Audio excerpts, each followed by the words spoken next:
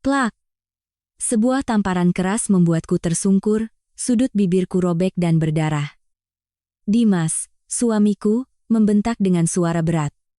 Pergi kau dari rumahku sekarang juga. Dasar perempuan egois. Alasannya? Karena aku bersikeras menolak menjual apartemen aset pranikahku, agar ia bisa melunasi utang judi adiknya. Ibu mertuaku, Bu Sumarti, yang berdiri di sampingnya, menunjuk lurus ke wajahku dengan tatapan menghina. Keluarga ini tidak sudi menampung menantu tidak berguna sepertimu. Angkat kaki dari sini. Sambil menyeka darah di bibir, aku menyeringai dingin, menarik koper, dan melangkah lurus ke dalam malam yang diguyur hujan badai. Aku tidak menoleh ke belakang sekalipun. Selamat datang, Bapak, Ibu, dan teman-teman semua di kanal Cerita Kehidupan. Jika Anda penasaran dengan pembalasan yang akan terjadi, silakan tekan tombol suka, berlangganan, dan berikan komentar untuk mendukung kanal ini. Hidup seorang perempuan jika direnungkan memang sangat ironis ketika ia harus menahan diri. Menyembunyikan keunggulannya hanya demi kedamaian palsu di dalam sebuah keluarga. Namaku Larasati. Usiaku 32 tahun. Di depan mereka, aku selalu berusaha memainkan peran sebagai istri yang penurut dan pasrah dengan gaji karyawan kantoran biasa yang hanya 10 juta rupiah sebulan. Namun kenyataannya, aku adalah seorang direktur keuangan di sebuah korporasi besar dengan penghasilan tidak kurang dari 100 juta rupiah sebulan, belum termasuk bonus proyek yang fantastis. Mengapa aku harus menyembunyikan kemampuanku yang sebenarnya? Alasannya sangat sederhana. Karena aku sudah sejak lama membaca keserakahan keluarga suamiku yang tak ada habisnya. Sejak hari-hari pertama aku menjadi menantu 3 tahun lalu, aku telah menyadari pragmatisme mengerikan di balik senyum palsu Bu Sumarti, ibu mertuaku, dan sifat pengecut serta ketergantungan Dimas, pria yang kusebut suami. Dimas adalah anak sulung, tetapi kepribadiannya lemah. Segala urusan besar dan kecil di rumah selalu mengikuti pengaturan ibunya. Di bawah Dimas, ada seorang adik laki-laki bernama Reza, yang tahun ini berusia 25 tahun. Reza adalah mimpi burukku, tetapi ia adalah emas permata dan kebanggaan buta ibu mertuaku. Anak itu pemalas, tidak punya pekerjaan tetap, sepanjang hari hanya keluyuran dan bergaul dengan teman-temannya, tetapi selalu dibela mati-matian oleh Bu Sumarti. Di mata Bu Sumarti, Reza adalah anak yang belum dewasa, sedangkan aku, menantu perempuan yang dianggap orang luar, hanyalah alat untuk melayani dan menopang keluarga ini. Selama 3 tahun, aku menahan diri dari sindiran-sindiran ibu mertuaku tentang gaji palsuku sebesar 10 juta rupiah. Ia selalu bilang aku numpang hidup, mengatakan aku beruntung bisa menikah dengan putranya. Setiap bulan saat gajian, ia selalu mencari cara untuk menguras uangku. Kadang ia mengeluh sakit dan butuh uang untuk membeli suplemen. Kadang ia bilang tagihan listrik dan air membengkak. Kadang ia terang-terangan meminta uang untuk Reza agar bisa pergi kencan dengan pacarnya. Aku tahu semua trik liciknya, tetapi demi ketenangan rumah tangga, aku selalu memberikan separuh dari gaji palsuku, dan menahan separuhnya lagi untuk biaya hidup sehari-hari. Aku berpikir, biarlah aku mengalah sedikit. Anggap saja membayar uang sewa agar pikiranku bisa fokus pada karierku yang sedang menanjak di perusahaan. Namun, keserakahan manusia adalah lubang tanpa dasar. Hal yang paling mereka dambakan bukanlah beberapa juta rupiah uang recehku setiap bulan, melainkan apartemen mewahku yang terletak di pusat kota Jakarta. Itu adalah aset yang kuperoleh dengan keringat dan air mata, dengan malam-malam tanpa tidur mengerjakan proyek selama bertahun-tahun sebelum menikah. Apartemen itu atas namaku sendiri, tempat perlindungan dan satu-satunya jalan keluar bagiku jika pernikahan ini hancur. Ibu mertua dan suamiku sudah berkali-kali menyindir, menyarankanku untuk menjual apartemen itu demi membeli mobil untuk Dimas agar terlihat gagah saat bekerja, atau untuk digabungkan dengan tabungan keluarga. Tentu saja aku selalu menolak tegas. Setiap kali itu terjadi, Bu Sumarti akan merajuk, menuduhku sebagai perempuan yang punya niat terselubung, tidak sepenuh hati mengurus keluarga suami. Dan akhirnya, hari yang menentukan itu pun tiba. Saat itu Jumat sore, langit dipenuhi awan hitam pekat, menandakan badai besar akan segera menerjang kota. Ketika aku melangkah masuk ke dalam rumah, suasananya terasa sangat berbeda. Bu Sumarti tidak sedang menonton sinetron dengan wajah masam seperti biasa, melainkan sibuk di dapur, memasak semua hidangan favoritku.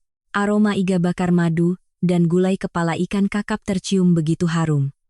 Dimas dengan sigap berlari menyambutku, mengambil tasku dengan senyum menjilat yang begitu palsu.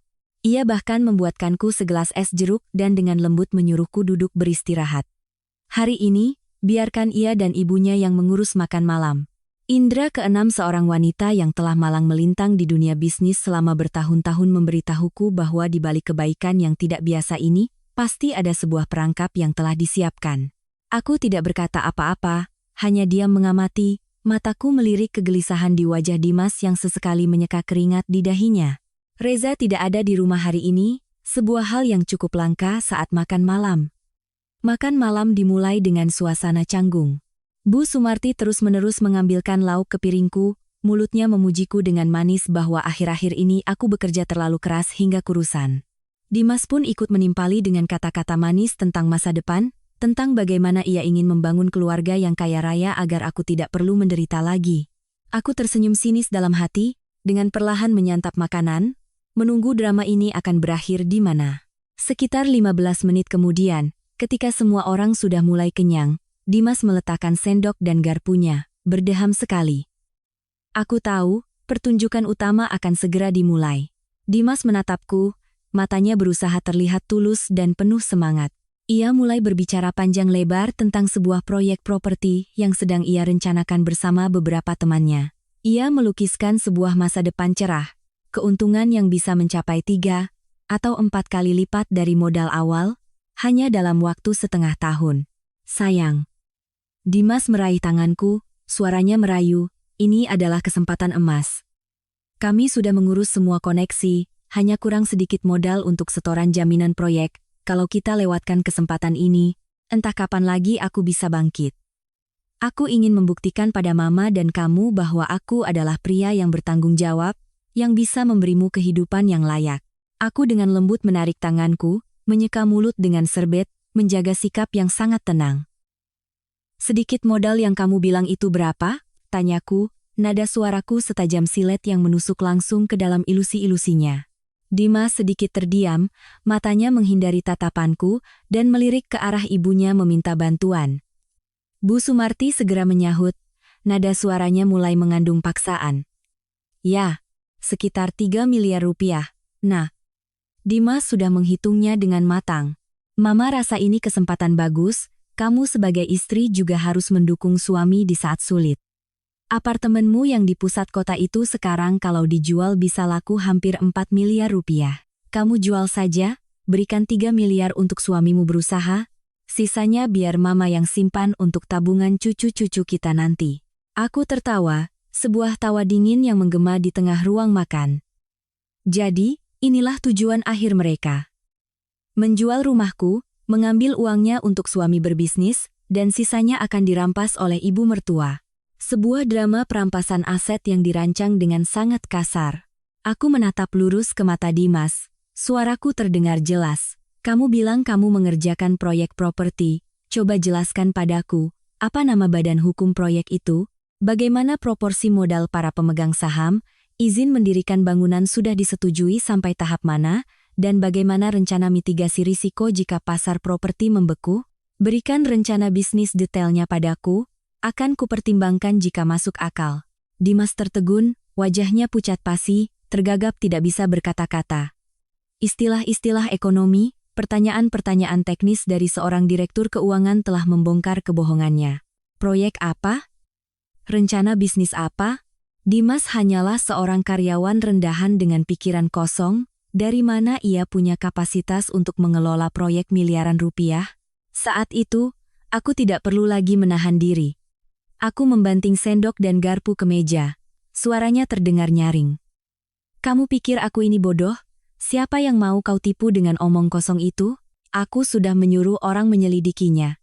Reza, adik kesayanganmu itu, sedang terlilit utang pinjaman online ilegal. Dia kalah judi online lebih dari 2 miliar rupiah. Para preman sudah mengancam akan memotong tangannya, makanya kamu dan Mama bersekongkol memainkan drama ini. Memaksaku menjual aset hasil jerih payahku untuk membersihkan kotoran adikmu yang tidak berguna itu. Benar, kan? Kata-kataku seperti bom yang meledak di tengah ruang makan. Wajah Bu Sumarti berubah dari merah menjadi pucat, lalu membiru karena marah.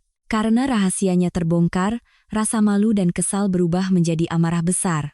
Dimas, yang pada dasarnya pengecut, kini topeng kebohongan, dan kehinaannya dilucuti oleh istrinya sendiri di depan ibunya. Harga diri lelakinya yang busuk meledak. Kau berani menyuruh orang memata-matai keluargaku? Dimas bangkit, menunjuk lurus ke wajahku, matanya memerah seperti binatang buas yang terpojok. Aku ini suamimu, aku bilang jual ya harus kau jual. Dalam pernikahan, harta istri adalah harta suami juga. Apartemen itu, sejak kau masuk ke rumah ini, sudah menjadi aset bersama. Kau tidak punya hak menyimpannya untuk dirimu sendiri. Sikap tak tahu malunya Dimas membuatku mual. Aku mengangkat dagu, mataku penuh penghinaan. Aset bersama, kontribusi apa yang sudah kamu berikan pada apartemen itu sampai berani mengakuinya? Aku beritahu kau, apartemen itu atas namaku, dibeli sebelum kita menikah, 1 rupiah pun tidak akan kujual. Jangan bermimpi menggunakan uang hasil kerja kerasku untuk kau buang ke lubang judi adikmu. Plak. Sebuah tamparan keras yang dilayangkan dengan segenap tenaga seorang pria pengecut mendarat telak di wajahku. Kekuatan tamparan itu begitu kuat hingga aku terhuyung dan jatuh ke lantai keramik yang dingin. Sudut bibirku robek, darah segar menetes membawa rasa asin dari puncak penderitaan. Dimas berdiri menjulang di atasku, terengah-engah, menunjuk wajahku sambil meraung. Pergi kau dari rumahku sekarang juga. Dasar perempuan egois, berhati dingin. Kau lihat orang mau mati tapi tidak mau menolong. Dasar perempuan beracun. Ibu mertuaku tidak menunjukkan sedikit pun rasa kasihan. Tidak ada satu kata pun untuk melerai. Ia melangkah maju, berkacak pinggang dengan angkuh ke arahku, melontarkan kata-kata paling kejam. Dimas benar.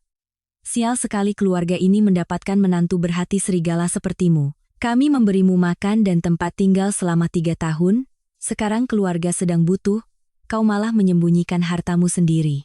Pergi kau dari rumahku. Pergi malam ini juga biar aku tidak perlu melihatmu lagi. Jangan sampai aku harus menyapumu keluar. Ruangan tiba-tiba menjadi sunyi senyap. Suara hujan di luar semakin deras. Petir menyambar langit, menggedor jendela kaca dengan suara yang kering. Perlahan aku menopang tubuhku untuk berdiri. Tidak ada setetes air mata pun yang jatuh, tidak ada permohonan atau penjelasan yang keluar dari mulutku.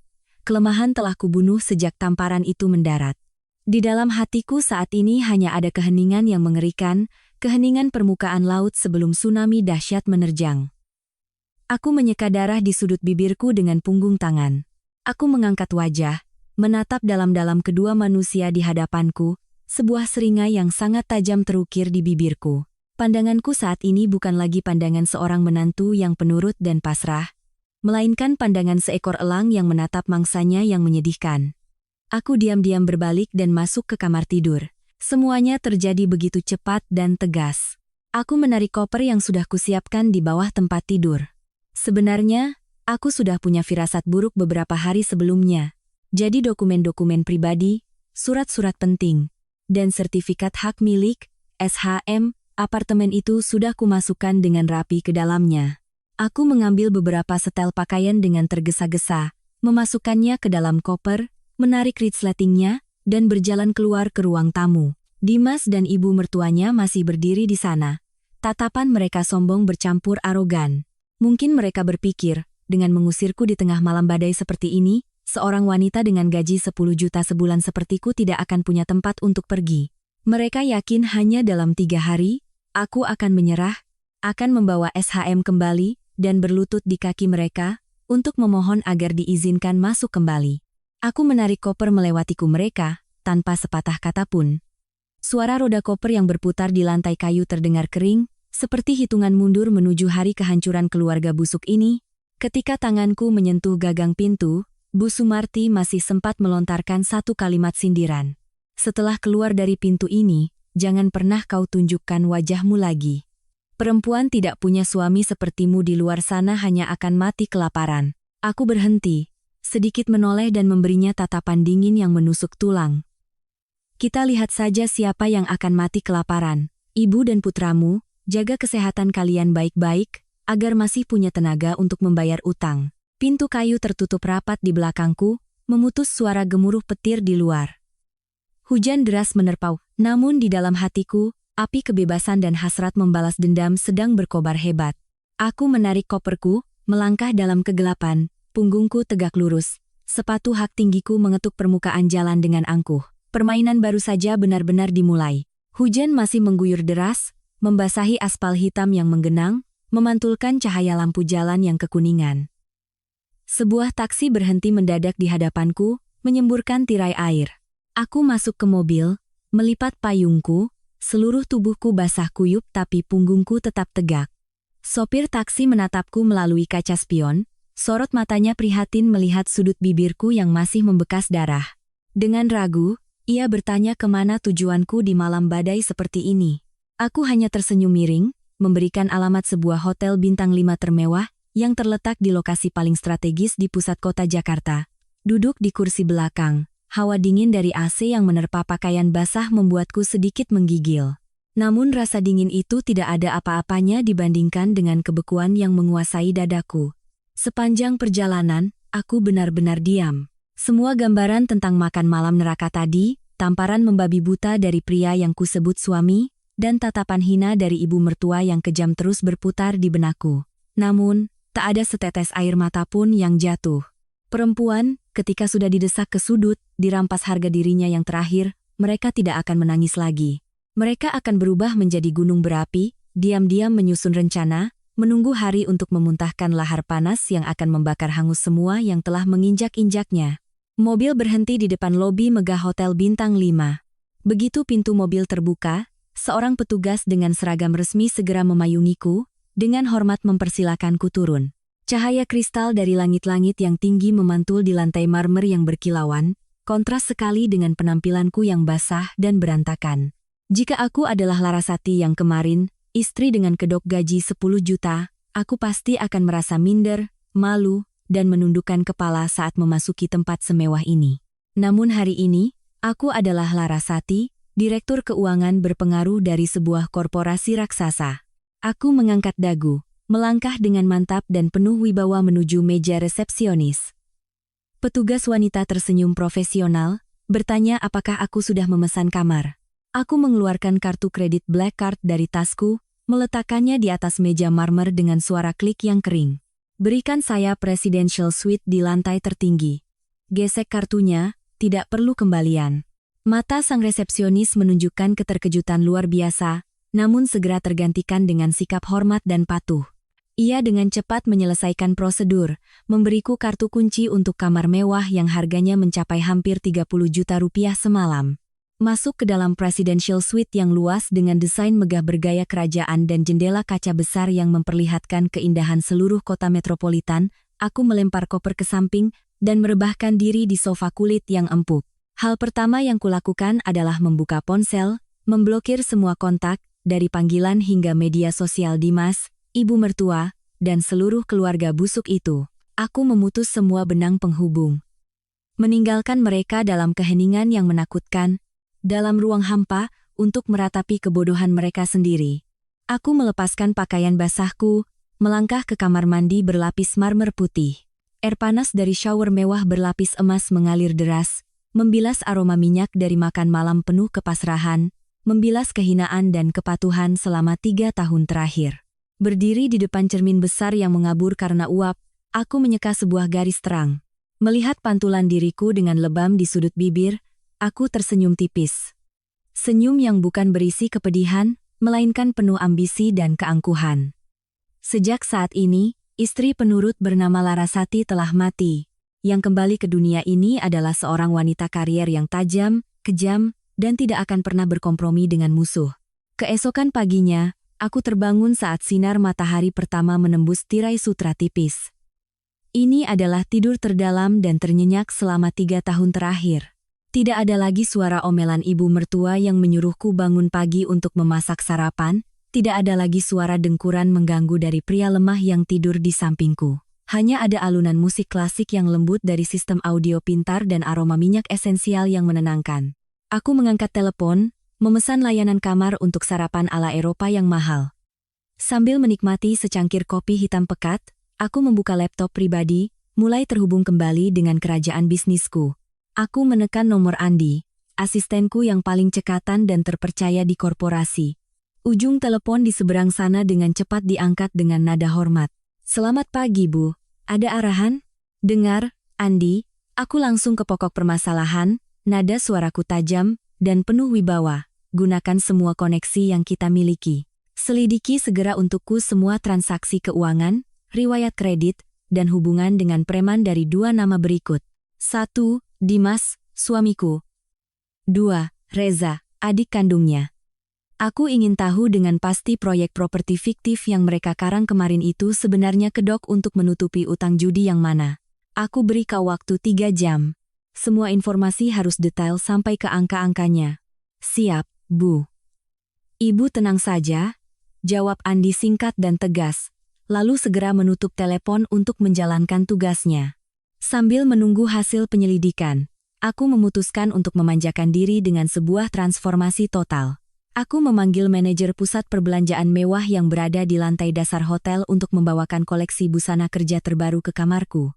Sudah terlalu lama aku harus mengenakan pakaian sederhana dan lusuh yang dibeli di pasar biasa hanya untuk memerankan istri penurut yang hemat.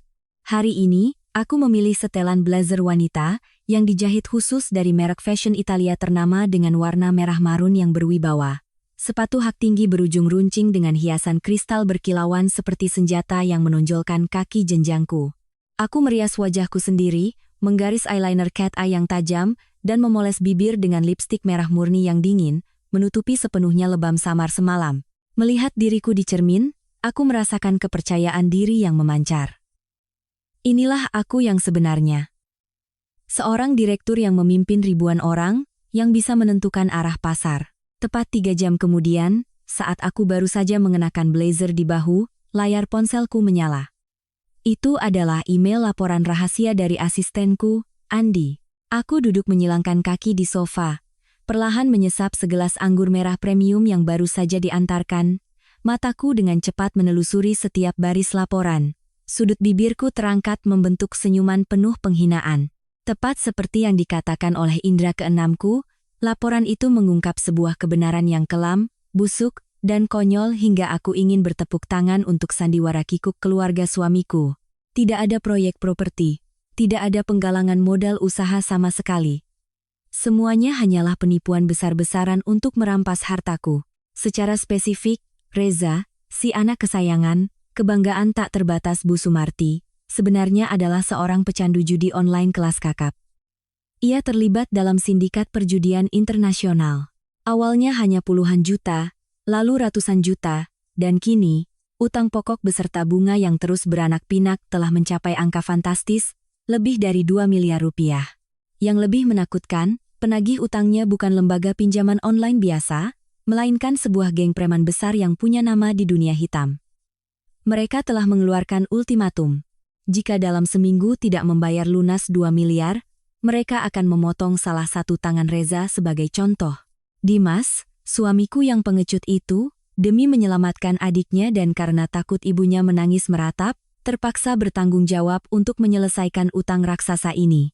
Namun dengan gajinya yang pas-pasan sebagai karyawan biasa, dari mana ia mendapatkan 2 miliar? Dan seperti sekawanan burung bangkai yang mencium bau uang, mereka langsung mengincar apartemen mewahku.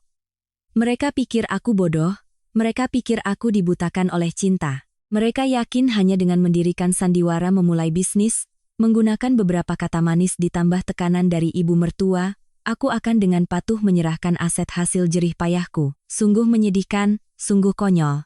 Sekawanan katak dalam tempurung berani menceramahi dan merencanakan konspirasi terhadap seorang ahli keuangan. Sambil menggenggam laporan itu, aku merasakan kepuasan yang luar biasa menjalari setiap sel sarafku. Kelemahan fatal mereka telah terekspos dengan jelas. Mereka sama sekali tidak tahu bahwa wanita yang baru saja mereka caci maki dan usir dari rumah di tengah malam badai justru adalah satu-satunya penyelamat, jalan keluar terakhir bagi seluruh keluarga itu. Dan ketika mereka dengan tangan sendiri memutus tali penyelamat itu, aku akan berdiri dari ketinggian, melipat tangan, dan menyaksikan mereka perlahan-lahan tenggelam ke dalam lumpur keputusasaan. Sementara aku dengan santai menikmati kemewahan tertinggi, menyesap segelas anggur yang harganya setara dengan gaji sebulan Dimas. Di tempat lain, di rumah tua yang pengap milik ibu mertuaku, kepanikan mulai melanda. Keheninganku selama beberapa hari terakhir adalah senjata penyiksaan psikologis yang paling mengerikan bagi mereka. Awalnya, ketika aku baru saja melangkah keluar dari rumah, ibu mertua dan Dimas merasa sangat puas. Bu Sumarti menepuk dada, dengan bangga berkata kepada putranya, biarkan saja dia pergi, tidak bawa uang sepeser pun, di luar sana paling-paling mati kelaparan.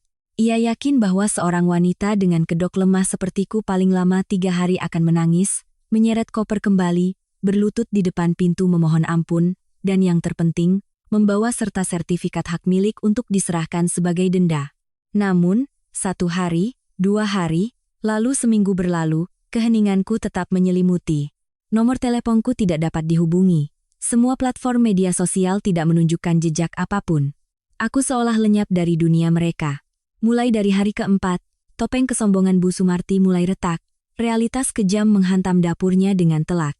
Selama 3 tahun, ia terbiasa hidup boros dengan uang belanja bulanan yang dengan patuh kuserahkan. Kulkas selalu penuh dengan makanan lezat.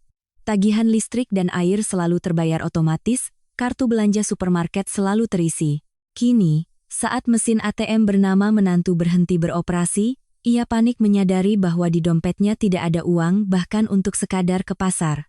Membuka kulkas, yang tersisa hanya beberapa ikat sayuran layu dan beberapa butir telur. Bu Sumarti mengetuk pintu kamar putranya, dengan nada kesal meminta uang untuk belanja. Dimas dengan gusar mengeluarkan kartu ATM pribadinya dan memberikannya pada ibunya.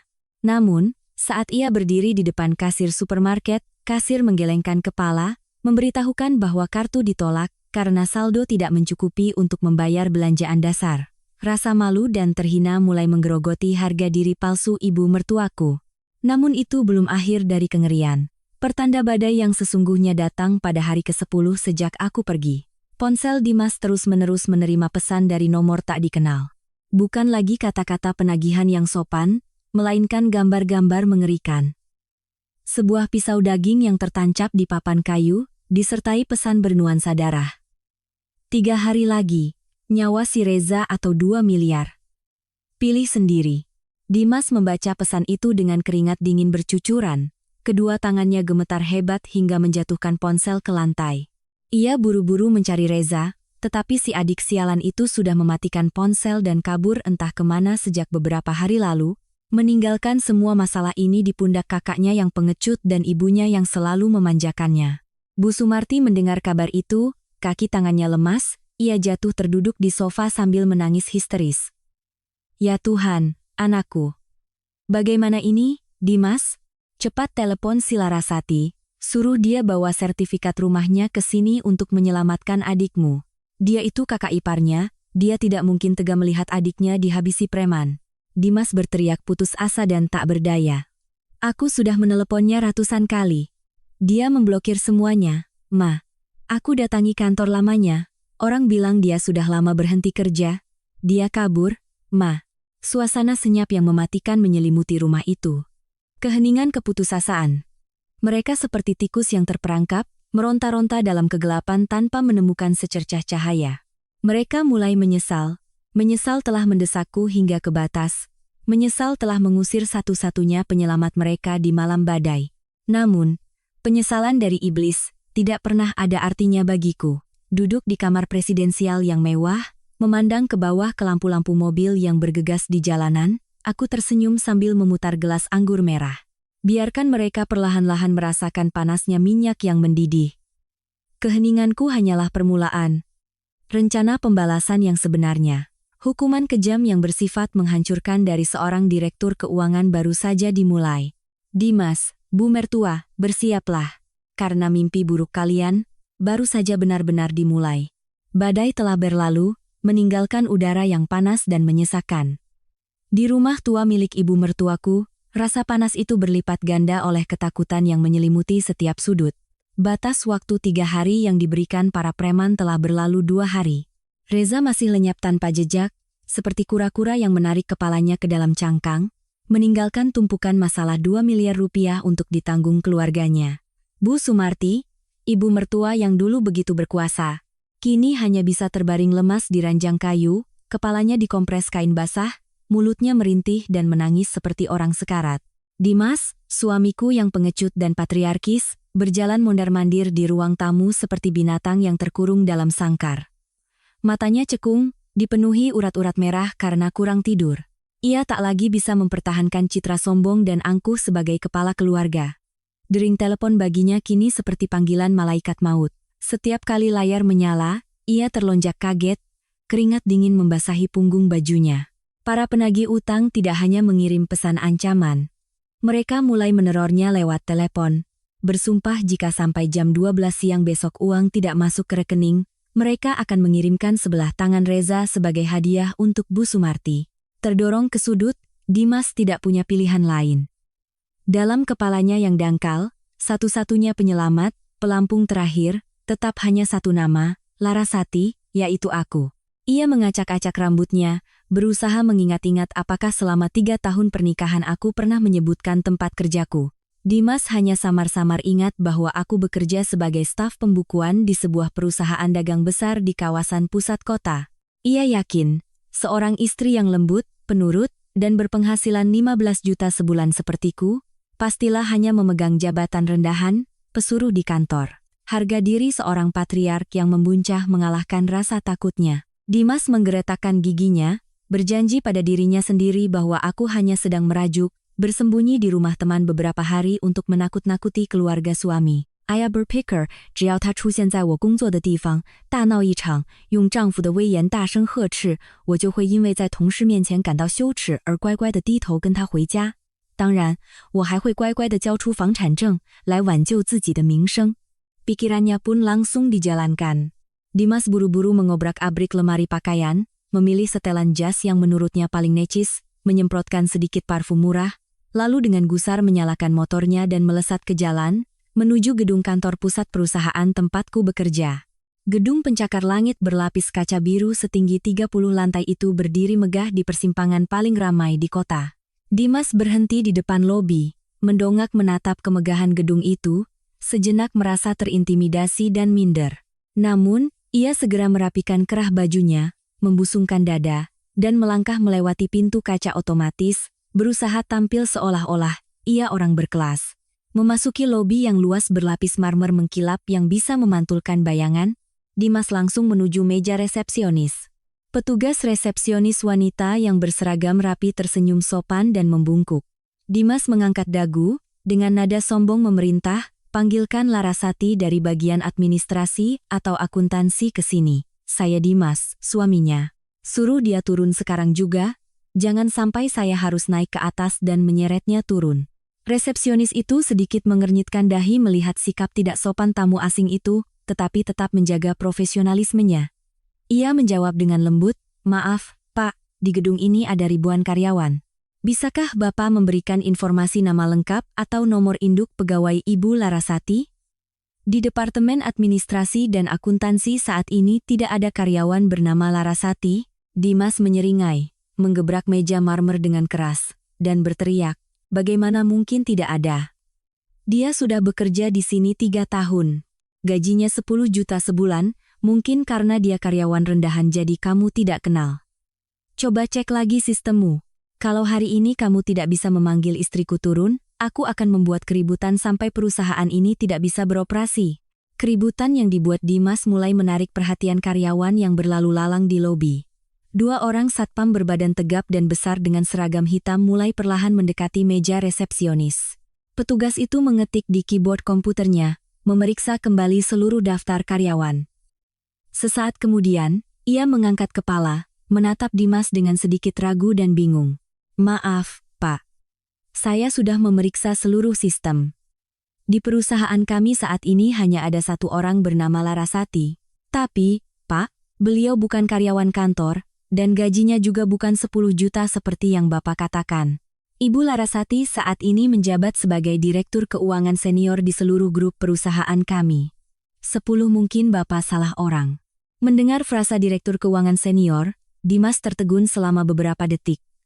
Lalu tiba-tiba ia tertawa terbahak-bahak. Tawa yang sumbang dan memekakkan telinga menggema di seluruh lobi. Ia menunjuk wajah resepsionis itu dengan nada mengejek.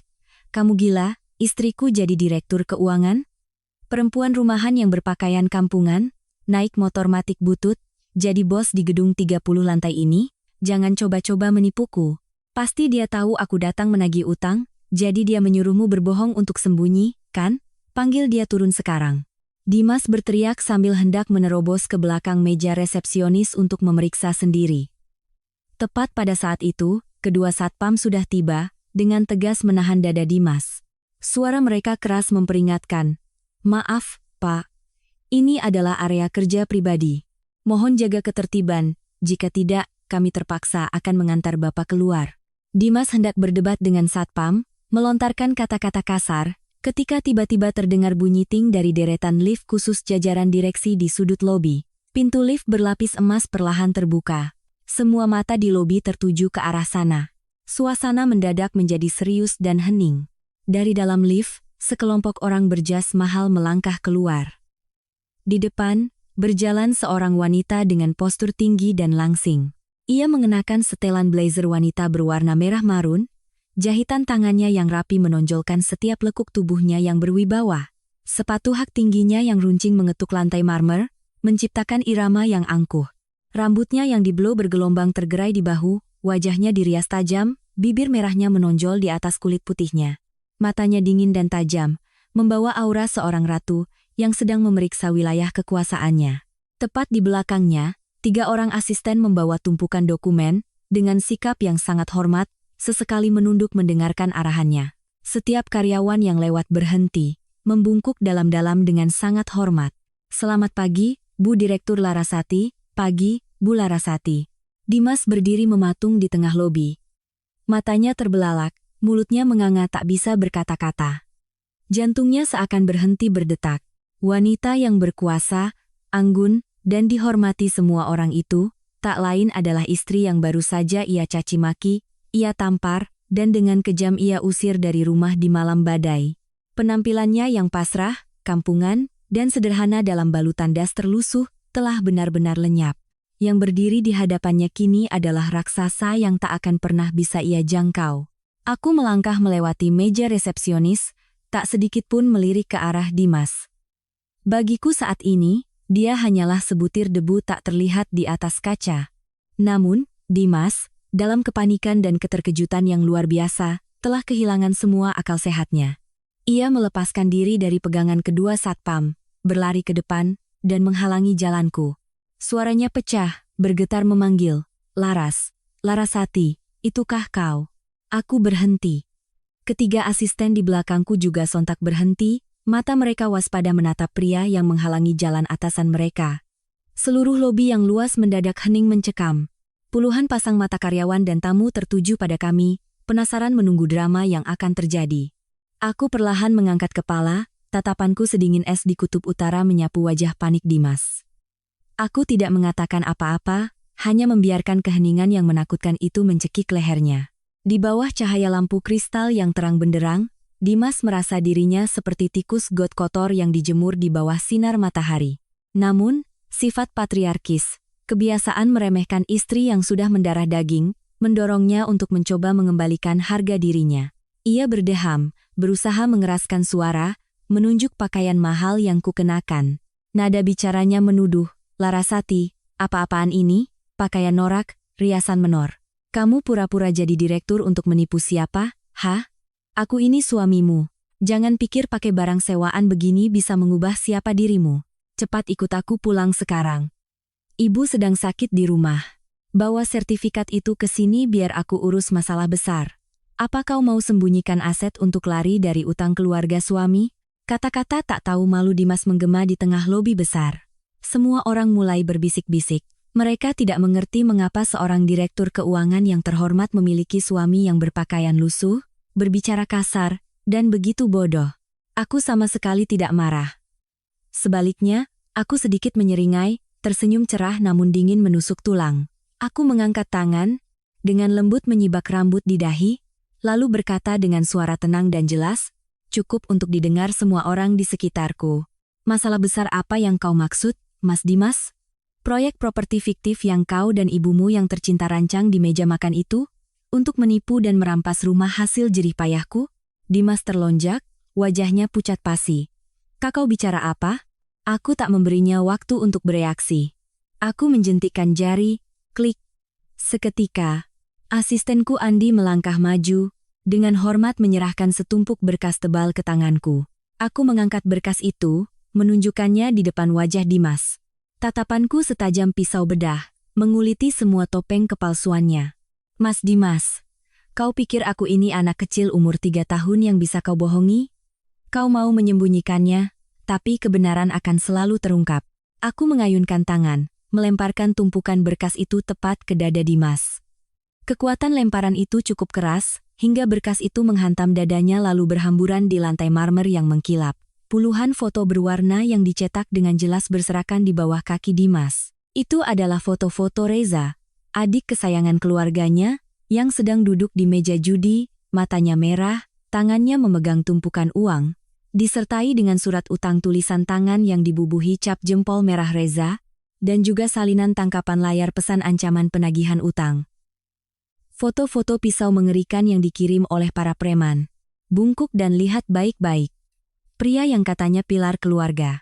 Aku meninggikan suaraku, setiap kata seperti pukulan palu godam yang menghantam harga diri tipis Dimas. Utang judi online 3 miliar rupiah dari adikmu yang sialan itu. Itulah proyek rintisan bisnismu yang hebat.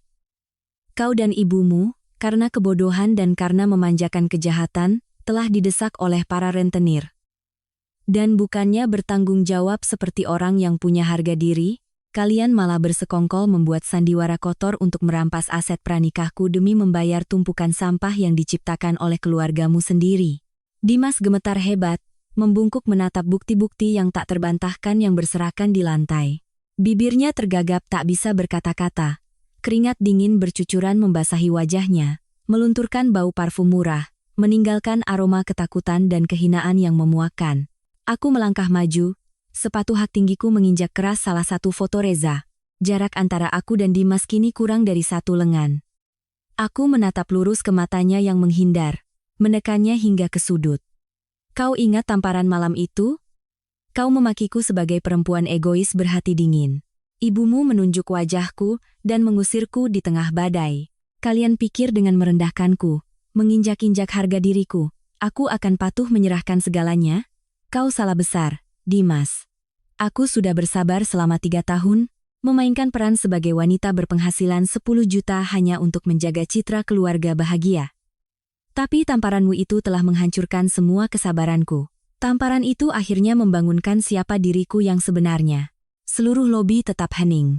Hanya suaraku yang terdengar jelas, runtut, dan penuh dengan kekuatan hukum dan pengetahuan. Semua karyawan di sekitar mulai mengerti situasinya.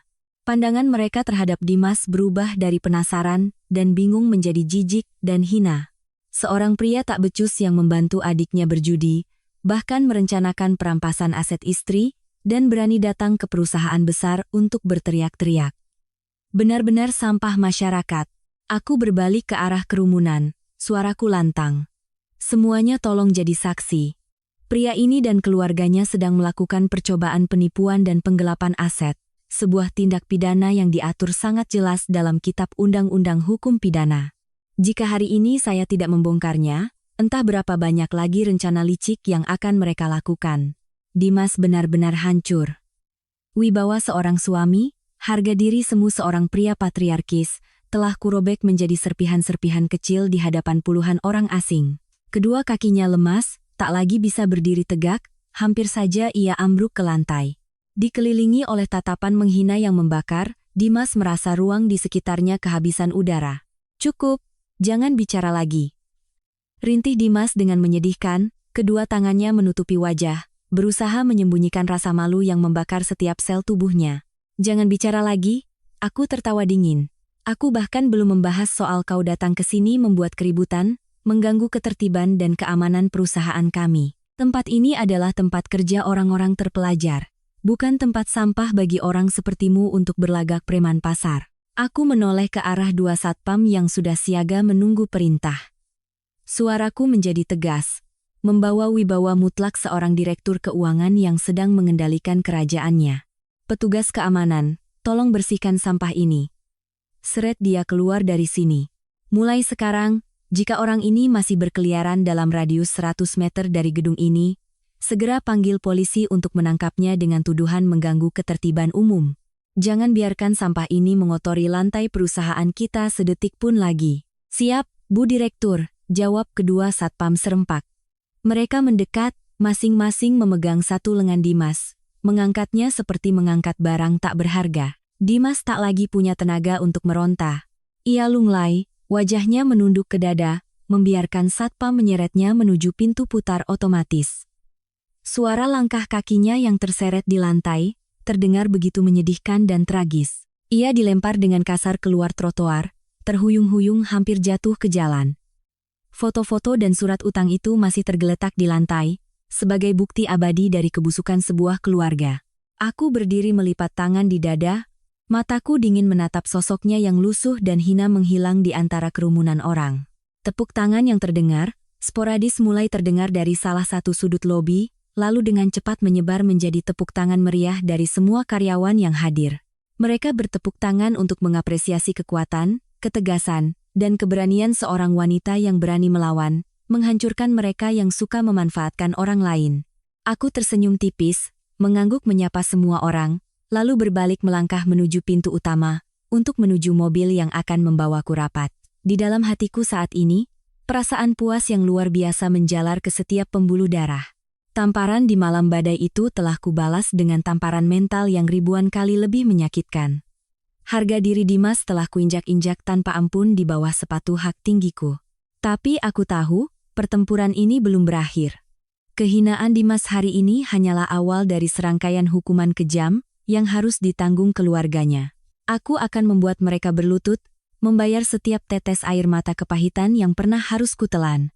Jika tamparan Dimas malam itu adalah tetesan air yang membuat gelas meluap, maka kepulangannya dengan tangan hampa dan penuh kehinaan kemarin adalah pemicu yang menyulut bom waktu yang terpasang di tengah ruang tamu rumah Bu Sumarti. Setelah dilempar keluar oleh satpam perusahaan seperti sekantong sampah, Dimas berjalan pulang dengan keadaan linglung, pakaian acak-acakan, wajah pucat pasi. Begitu melangkah masuk, ia langsung ambruk di sofa, kedua tangannya memegangi kepala, mengacak-acak rambutnya yang kusut. Bu Sumarti yang sedang merintih di tempat tidur, mendengar suara gaduh, segera berlari keluar. Melihat kondisi putranya yang menyedihkan, ia panik, buru-buru menuangkan segelas air dan menyodorkannya ke tangan Dimas, sambil terus bertanya, "Gimana, Nak? Kamu ketemu si Larasati? Dia kasih sertifikatnya, kan? Atau dia merajuk? Kamu kan suaminya. Bentak saja sedikit, pasti dia takut." Dimas menepis gelas di tangan ibunya dengan kasar, airnya tumpah ke lantai keramik tua. Ia mengangkat matanya yang merah, penuh keputusasaan, dan kekesalan menatap Bu Sumarti, lalu meraung dengan suara serak, "Sertifikat apa? Bentak apa? Mama tahu tidak, istri miskinmu yang gajinya 10 juta itu siapa? Dia itu direktur keuangan senior di gedung 30 lantai itu." Orang-orang memanggilnya Busep, mereka membungkuk hormat saat dia lewat. Dia melempar semua foto Reza yang berjudi ke wajahku di depan ratusan orang. Dia menyuruh satpam menyeretku keluar. "Mama mengerti tidak? Dia sudah menipu kita semua selama 3 tahun ini. Kita habis mah." Bu Sumarti mendengar itu, telinganya berdengung. Dunia di sekelilingnya seakan berputar.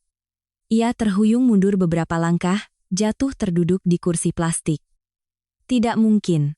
Anak perempuan yang seharian di dapur, pakai baju pasar murah, pergi kerja naik motor matic lecet, bagaimana bisa jadi direktur? Ia tidak percaya. Atau lebih tepatnya, harga diri seorang ibu mertua yang kejam tidak mengizinkannya percaya bahwa ia telah diperdaya oleh menantunya dengan begitu telak. Namun, waktu tidak memberi mereka kesempatan untuk duduk dan menganalisis kebenaran. Tepat pukul 12 siang hari itu, saat terik matahari Jakarta membakar setiap sudut kota, sebuah suara gebrakan keras mengguncang seluruh gang sempit itu.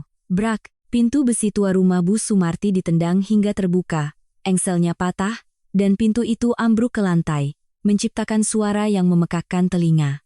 Dari luar gang, 5 pria berbadan kekar, bertelanjang dada, dengan tato penuh di kedua lengan, menyerbu masuk. Mereka membawa senjata tumpul, tongkat, dan kaleng-kaleng cat merah. Sebelum Dimas dan Bu Sumarti sadar, Dua pria di depan telah menyiramkan cat merah yang dicampur terasi busuk ke seluruh ruang tamu. Dinding menjadi belang-belang dengan noda merah seperti darah. Sofa tua itu mengeluarkan bau yang menyengat. Pemimpin mereka, dengan bekas luka panjang di pipinya, melangkah maju dan menendang meja kaca hingga pecah berkeping-keping. "Mana si Reza? 3 miliar gue mana?" teriaknya. Raungannya yang seperti harimau lapar membuat Bu Sumarti gemetar ketakutan, meringkuk di sudut dinding, gemetar hebat.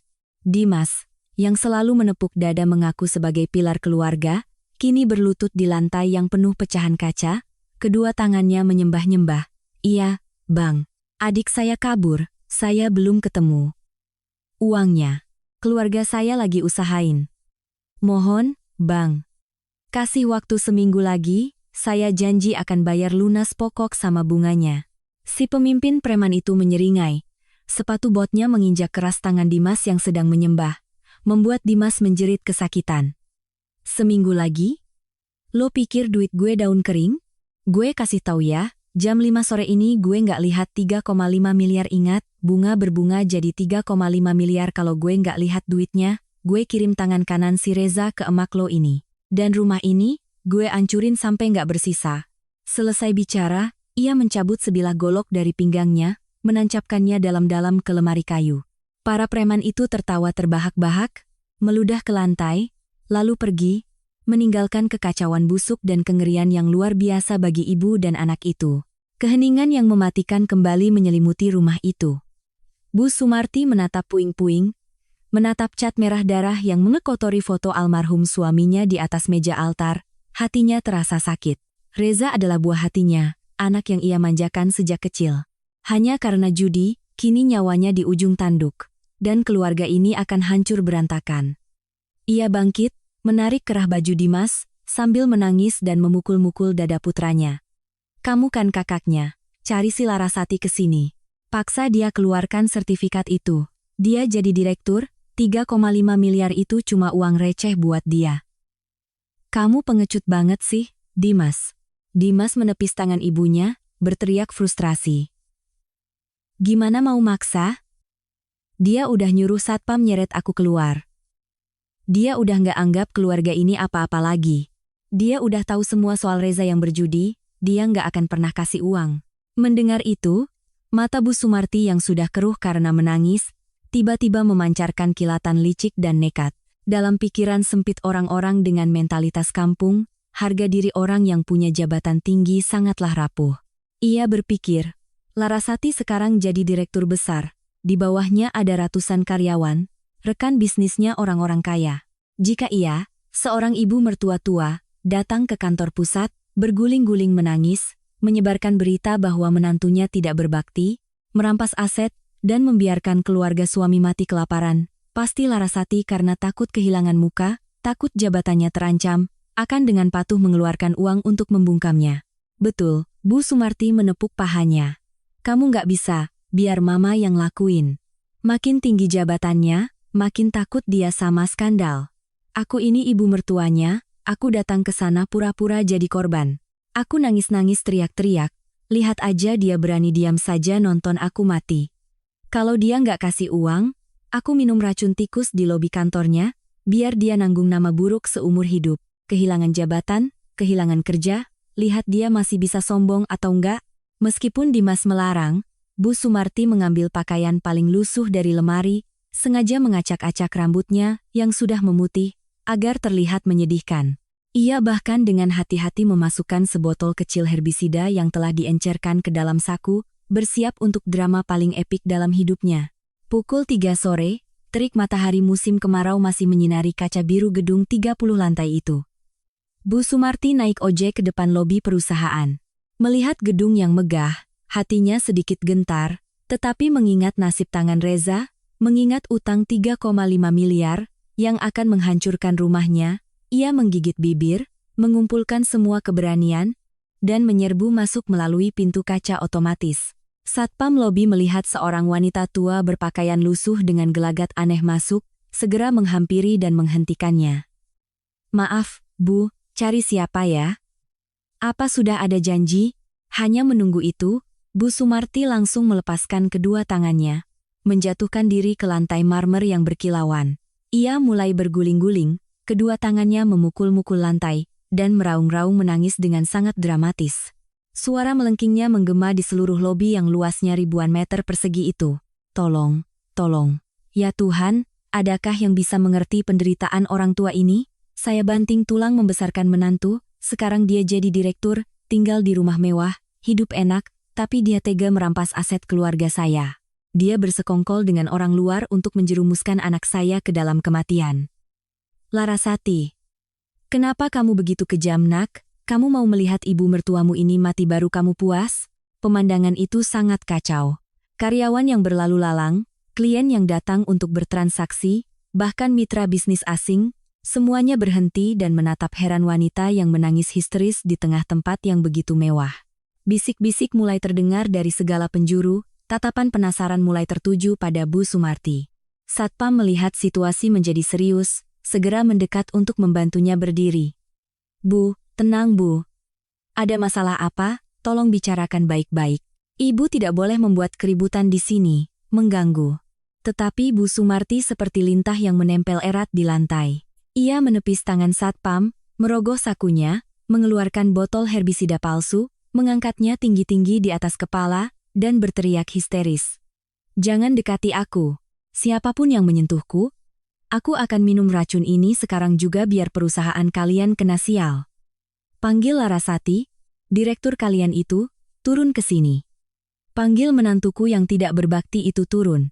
Hari ini kalau dia tidak bawa sertifikat hak milik untuk aku selamatkan anakku, aku akan mati di sini, jadi hantu penunggu gedung ini selamanya. Kerumunan mundur, suara riuh semakin kencang. Ada yang mengeluarkan ponsel untuk merekam video dan mengambil foto. Bagi wanita tua berpikiran sempit seperti Bu Sumarti, melihat banyak orang merekamnya adalah sebuah kesuksesan.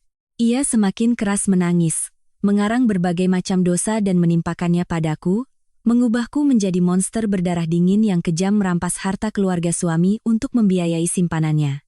Di lantai 28, di dalam ruang kerjaku yang luas dengan pemandangan seluruh kota, aku sedang fokus memeriksa grafik keuangan di komputer.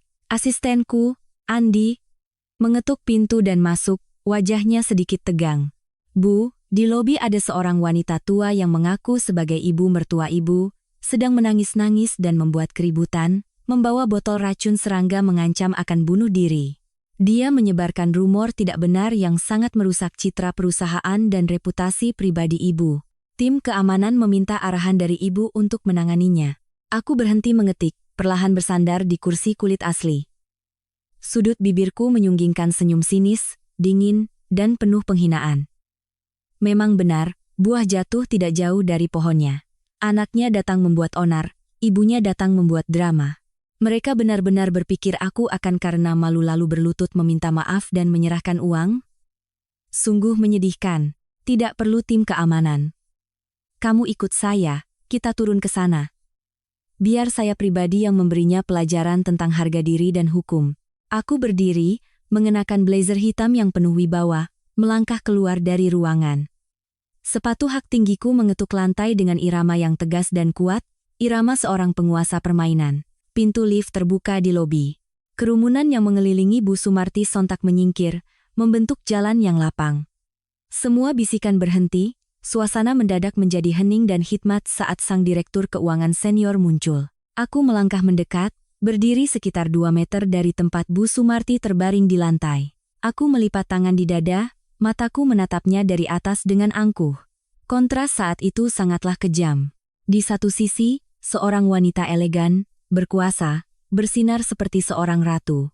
Di sisi lain, seorang wanita berpakaian lusuh, rambut acak-acakan, berguling-guling di lantai seperti pengemis yang menyedihkan. Bu Sumarti melihatku muncul, hatinya bersorak gembira. Ia pikir rencananya berhasil. Ia semakin menjadi-jadi, memukul-mukul lantai, menunjuk lurus ke wajahku sambil menggeram, "Kamu di sini. Menantu durhaka. Lihat aku sengsara begini. Kamu jadi direktur gaji ratusan juta, tinggal di rumah mewah, naik mobil mewah, tapi tega merampas sertifikat rumah keluarga ini, sampai anakku dikejar-kejar preman mau dibunuh. Kamu masih punya hati nurani tidak? Cepat bawa 3,5 miliar ke sini selamatkan adik iparmu. Kalau tidak, hari ini aku mati di sini, biar kamu menanggung nama buruk seumur hidup. Kehilangan jabatan direkturmu. Ia berbicara sambil membuka tutup botol racun palsu itu, mendekatkannya ke mulut untuk mengancam. Kerumunan di sekitar ada yang berteriak ketakutan. Tapi aku tidak. Aku sama sekali tidak goyah. Tanpa berkedip, aku hanya berdiri diam di sana membiarkannya berteriak sampai serak, sampai kehabisan air mata buaya. Keheninganku yang dingin membuat Bu Sumarti mulai gelisah. Ia menatapku, matanya menunjukkan kebingungan.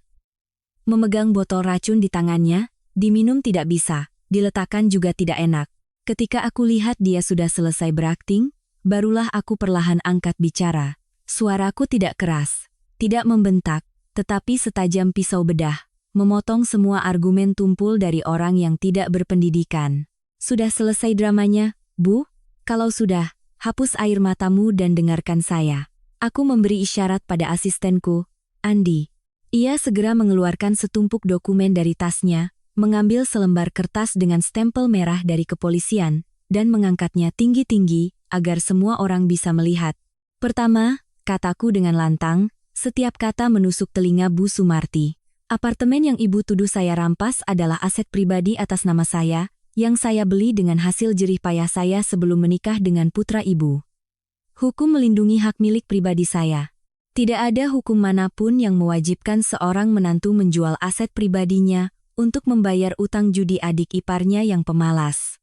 Kedua, utang 3,5 miliar yang membuat preman mengancam akan memotong tangan putra ibu sepenuhnya berasal dari hasil judi online ilegal yang dilakukan Reza.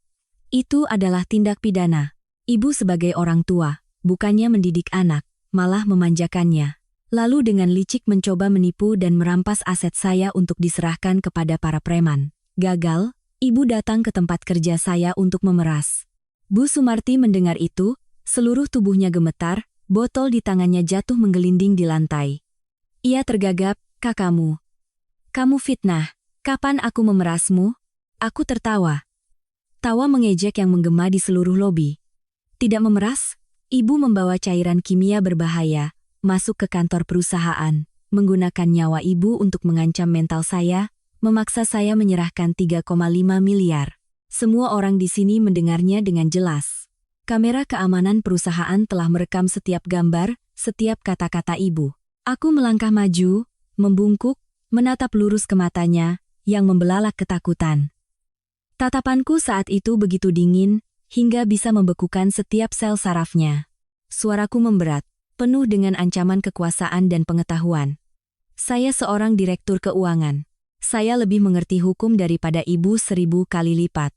Perbuatan ibu saat ini, menurut Kitab Undang-Undang Hukum Pidana, telah memenuhi unsur 2 tindak pidana yang sangat serius. 1. Pemerasan. 2. Mengganggu ketertiban umum dan menghambat kegiatan bisnis perusahaan. Cukup saya serahkan video ini ke pihak berwajib.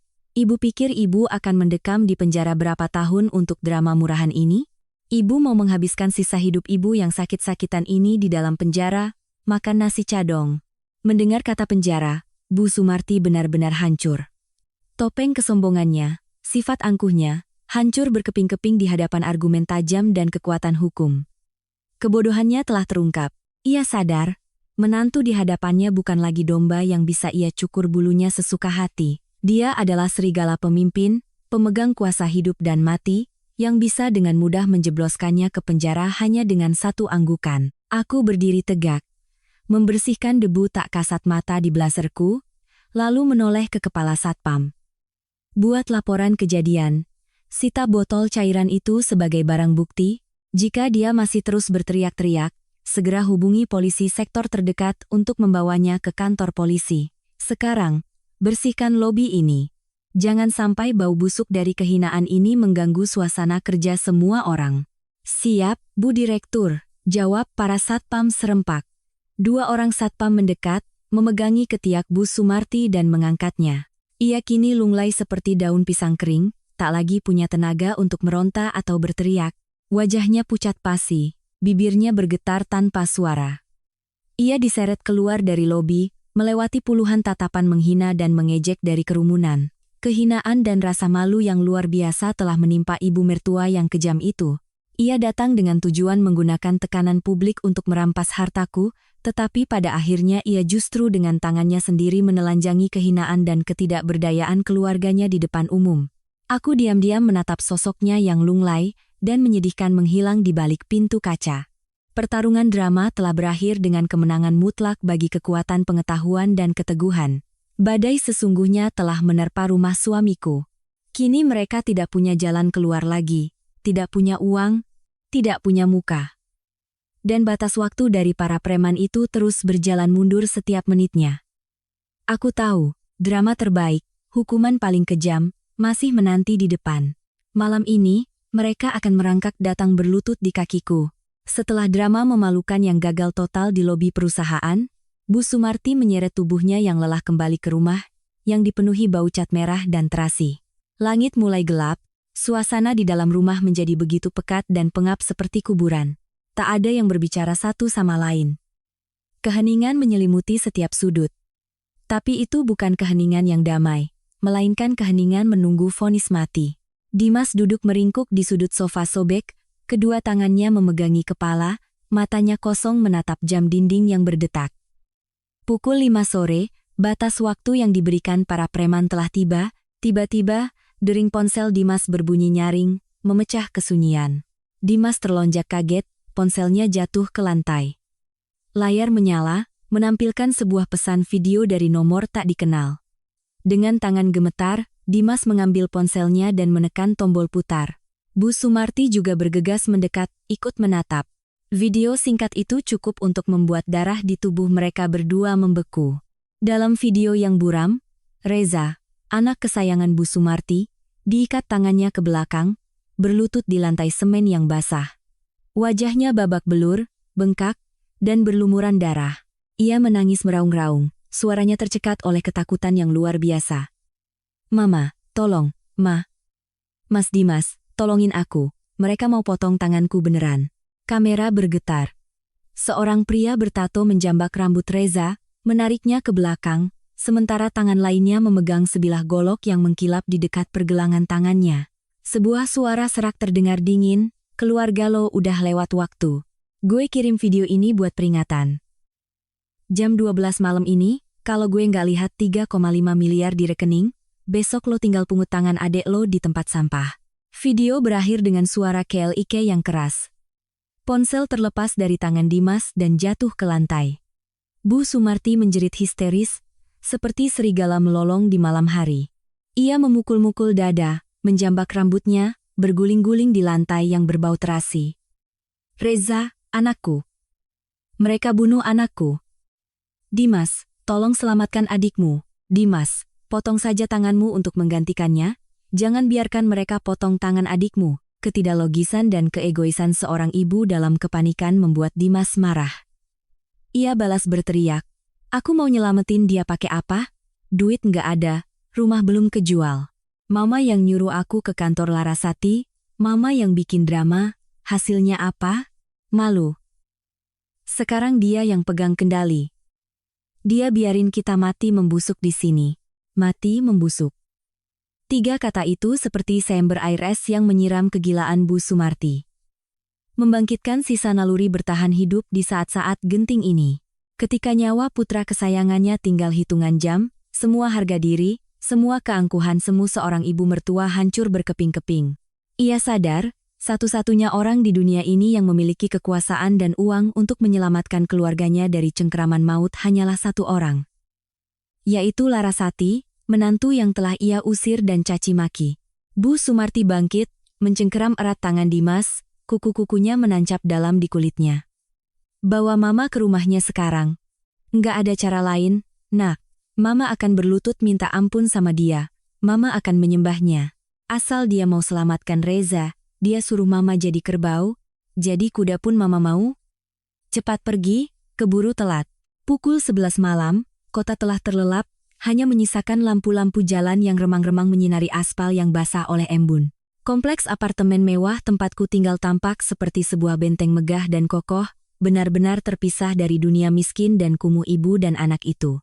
Dimas mengantar ibunya dengan motor tua, berhenti di depan gerbang keamanan kompleks apartemen. Mereka yang berpakaian lusuh dan tampak menyedihkan mencoba masuk ke lobi, tetapi 3 orang petugas keamanan bertubuh tinggi besar segera menghentikan mereka. Maaf, area ini hanya untuk penghuni yang memiliki kartu akses. Bapak dan Ibu mencari siapa? Silakan hubungi pemilik unit untuk konfirmasi. Dimas dengan panik menjelaskan, memohon pada satpam untuk diizinkan masuk bertemu istrinya, Larasati, di kamar presidensial. Tetapi satpam dengan tegas menggelengkan kepala.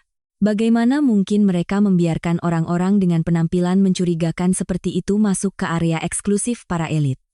Waktu terus berjalan. Kurang dari 1 jam lagi batas waktu pemotongan tangan Reza. Ketakutan luar biasa mencekik leher Bu Sumarti.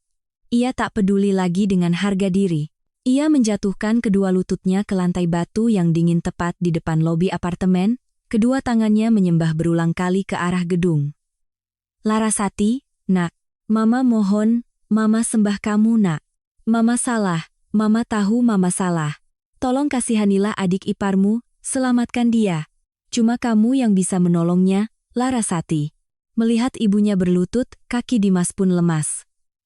Lutut pria patriark yang pernah menampar istrinya, yang pernah menunjuk dan memakinya, kini ikut menekuk di samping ibunya. Ia menundukkan kepala, air mata dan ingus bercampur aduk, mulutnya menggumamkan permohonan yang menyedihkan. 2 orang yang pernah merasa superior ini kini berlutut di tanah, menyedihkan dan pengecut seperti anjing kehilangan tuannya. Di lantai tertinggi gedung, melalui sistem kamera keamanan yang disiarkan langsung ke tabletku, aku menyaksikan seluruh pemandangan tragis itu. Asistenku, Andi, berdiri di samping, memegang sebuah tas kulit hitam. Dengan hormat bertanya, Bu, perlukah satpam mengusir mereka? Aku menyesap secangkir teh herbal, tersenyum tipis, senyum yang dingin dan penuh perhitungan. Tidak perlu. Biarkan mereka berlutut 15 menit lagi, biar meresapi dinginnya embun malam. Setelah itu, kamu turun. Suruh satpam izinkan mereka menunggu di lobi lantai 1. Aku akan menemui mereka secara pribadi. Tepat 15 menit kemudian, pintu kaca lobi lantai 1 terbuka. Aku melangkah anggun menuju set sofa kulit. Aku mengenakan gaun sutra hitam yang pas di badan, dengan mantel wol tipis tersampir di bahu. Penampilanku sangat santai dan anggun, sangat kontras dengan citra berkuasa dan tajam di siang hari. Malam ini, aku memancarkan keindahan yang dingin dan misterius, keindahan seorang pemegang kuasa hidup dan mati. Dimas dan Bu Sumarti, begitu melihatku muncul, langsung berlari hendak memeluk kakiku. Tetapi Andi dengan sigap menghalangi, dengan dingin memperingatkan, harap jaga jarak. Direktur kami tidak suka disentuh dan keributan. Bu Sumarti jatuh terduduk di karpet. Kedua tangannya memukul dada, air matanya bercucuran. Larasati, kamu adalah dewi penolong keluarga ini. Tolong selamatkan Reza. Nak, para preman itu akan memotong tangannya. Mama sembah kamu ratusan kali, ribuan kali. Mama hilaf. Mama bodoh karena mendengar hasutan dan mengusirmu. Mama tahu Mama salah, tolong berikan uangnya, nak. Nanti Mama akan gadaikan rumah untuk membayarmu kembali. Dimas juga mengangkat wajahnya yang basah oleh air mata, suaranya memelas, Laras, aku mohon padamu. Ikatan suami istri, sehari bersama 100 tahun artinya. Apa kau tega melihat aku kehilangan satu-satunya adikku? Aku bersumpah, mulai sekarang aku akan jadi kerbau, jadi kuda untuk melayanimu. Apapun yang kau katakan akan aku turuti. Tolong, keluarkan uangmu, selamatkan dia, Laras. Aku diam, mataku yang sipit, menyipit menatap dari atas ke bawah pada 2 orang yang bersujud di kakiku. Perasaan berkuasa mutlak ini, sungguh memabukkan. Keheninganku berlangsung beberapa menit, membuat mereka semakin panik, napas mereka terengah-engah seperti orang tenggelam yang baru saja menemukan sebatang jerami.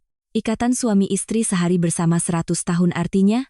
Aku mengulangi kalimat Dimas. Nada suaraku penuh sindiran hingga ke tulang. Kau mengatakan itu tanpa merasa malu, Dimas? Malam badai itu, saat kau menamparku, saat kau menunjuk dan mengusirku, apa kau memikirkan ikatan suami istri? Dan ibu, aku menoleh pada Bu Sumarti. Malam saat ibu memakiku sebagai menantu tak berguna, berhati dingin. Apa ibu berpikir suatu hari akan merangkak datang ke sini dan berlutut di bawah kakiku? Bu Sumarti tergagap, bibirnya gemetar. Ma, Mama 1000 kali salah. Mama rela cium kaki kamu. Waktunya tidak banyak lagi. Jam 12 mereka akan bertindak. Tolong selamatkan Reza, nak. Aku menghela napas pelan, melangkah dan duduk di sofa empuk, menyilangkan kakiku yang jenjang. Baiklah. Aku bukan orang berdarah dingin seperti kalian. 3,5 miliar rupiah bagiku hanyalah proyek kecil. Aku bisa mengeluarkannya sekarang juga untuk menyelamatkan nyawa murah Reza. Mata Dimas dan Bu Sumarti berbinar. Mereka buru-buru menyembah berulang kali sebagai tanda terima kasih. Namun, sebelum mereka sempat bergembira, suaraku yang tegas kembali terdengar, sedingin es. Tapi kalian harus ingat satu hal. Aku ini seorang direktur bisnis, seorang ahli keuangan. Di dunia bisnis, uang tidak pernah datang dengan sendirinya, dan tidak pernah diberikan secara cuma-cuma. 3,5 miliar ini bukan uang sedekah dariku untuk keluarga kalian, melainkan uang yang aku pinjamkan. Dan jika meminjam, harus ada surat perjanjian yang sah secara hukum, harus ada aset sebagai jaminan. Dimas dengan bingung bertanya, aset jaminan? Keluarga kami tidak punya apa-apa lagi yang berharga untuk dijaminkan padamu. Aku memberi isyarat dengan mataku. Asistenku, Andi, segera membuka tasnya, mengeluarkan 2 rangkap kontrak yang dicetak rapi, meletakkannya di atas meja kaca di depan Dimas dan Bu Sumarti. Di sampingnya ada sebuah pulpen mahal, dan sebuah bantalan stempel sidik jari berwarna merah. Aku tersenyum, senyum yang penuh niat jahat. Keluarga kalian masih punya satu aset terakhir, yaitu rumah reyot di pinggir gang tempat kalian tinggal sekarang. Wajah Bu Sumarti berubah drastis.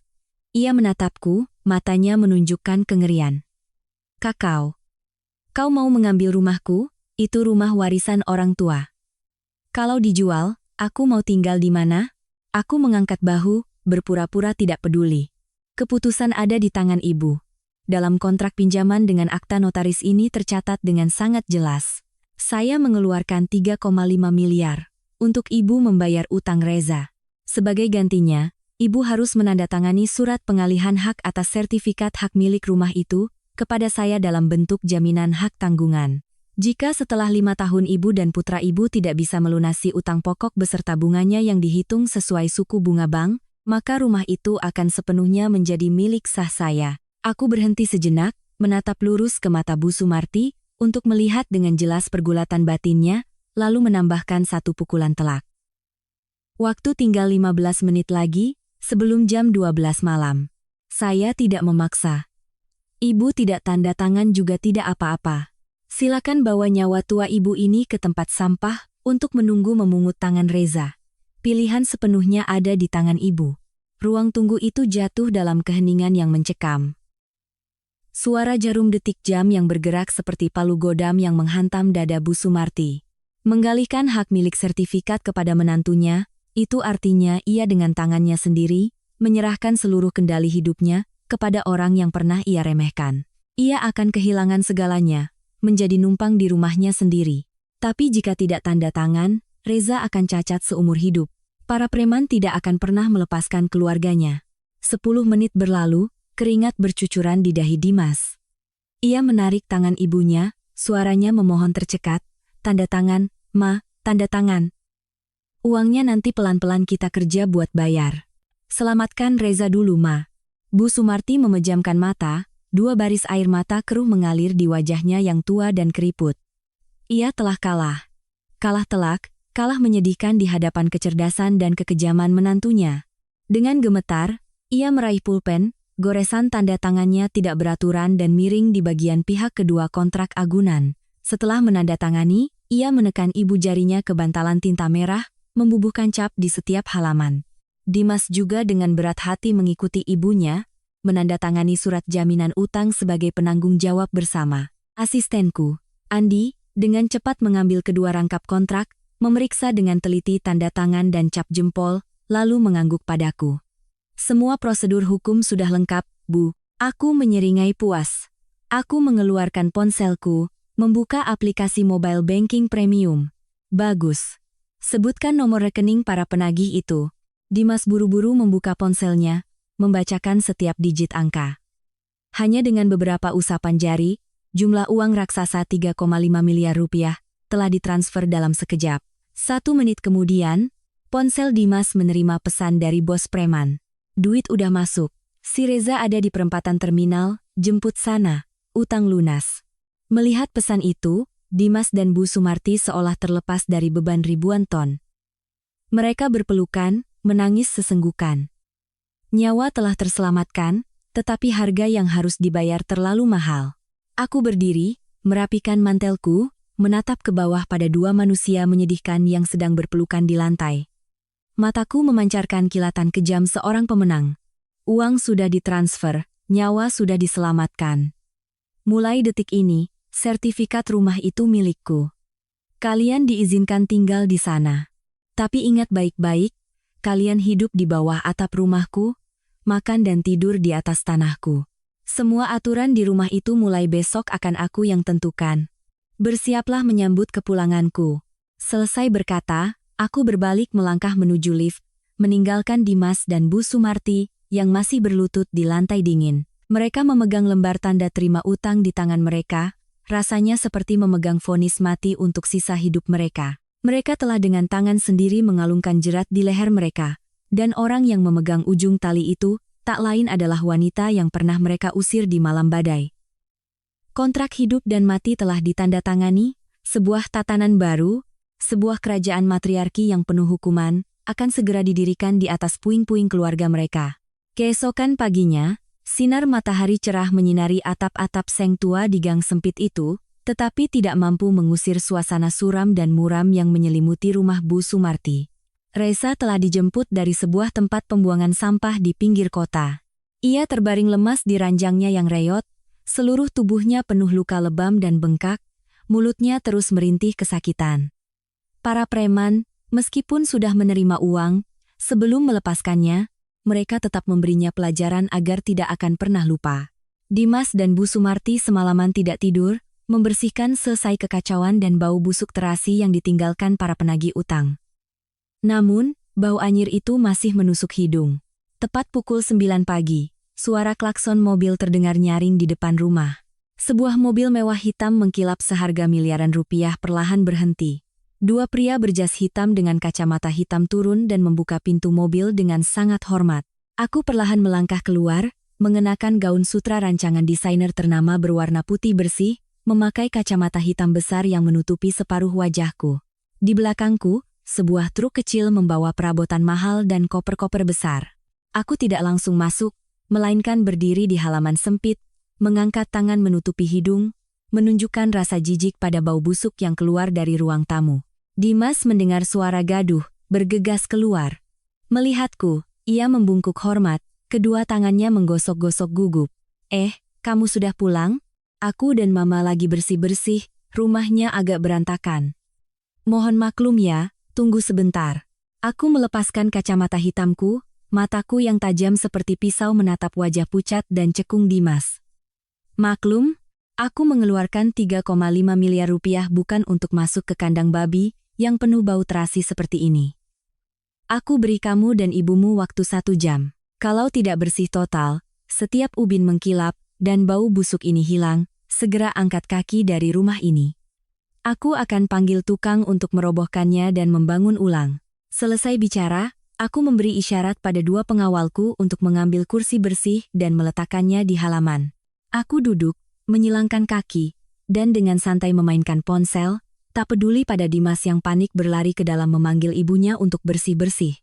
Pemandangan yang konyol dan menyakitkan terpampang di hadapanku. Bu Sumarti.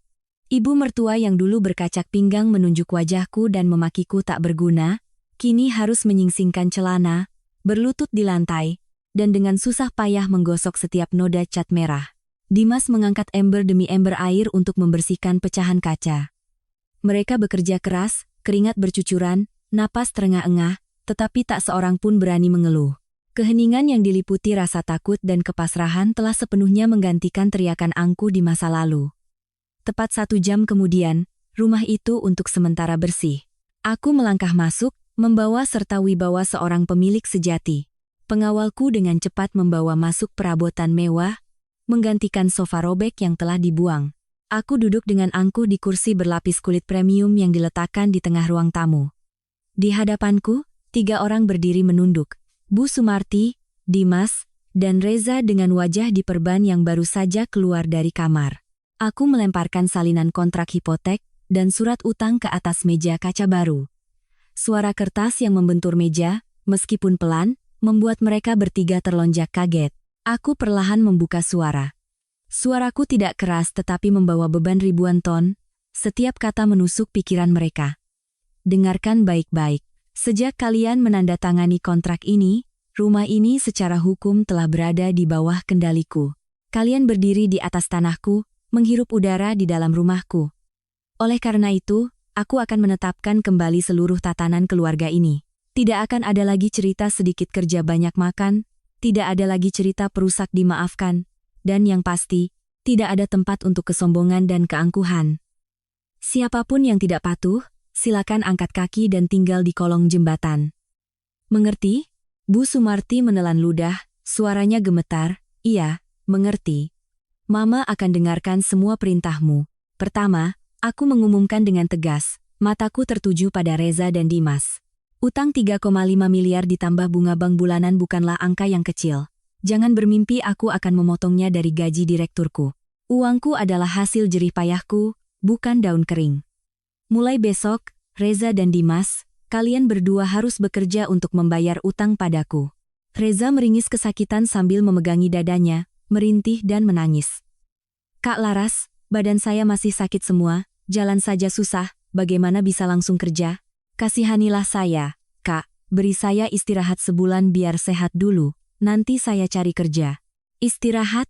Aku tertawa sinis, tawa yang penuh kekejaman. Preman memukulmu sakit 1, utang 3,5 miliar ini menyiksaku sakit 10 kali lipat. Kamu berjudi kuat sekali, begadang 3 hari 3 malam tidak tahu lelah. Sekarang disuruh kerja malah mengeluh sakit. Aku sudah atur semuanya. Di pinggir kota ada gudang transit barang milik salah satu mitraku.